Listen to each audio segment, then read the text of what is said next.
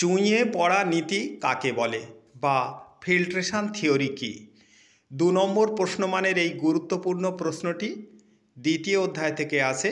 আজকের ভিডিওতে এই চুঁইয়ে পড়া নীতি আলোচিত হলো।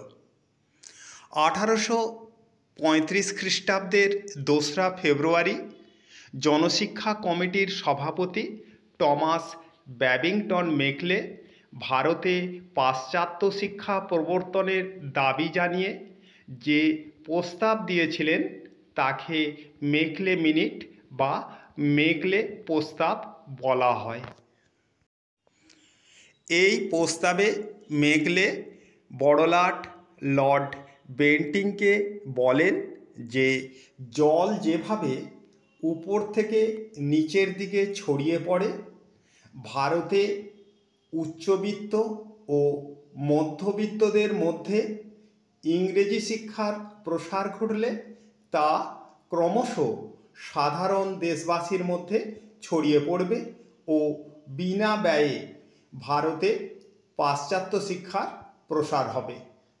মেকলের এই নীতি চুঁইয়ে পড়া নীতি বা ফিল্ট্রেশন থিওরি নামে পরিচিত। এই ধরনের নতুন নতুন ভিডিও সবার প্রথমে পেতে আমাদের চ্যানেলটি এখনই সাবস্ক্রাইব করো।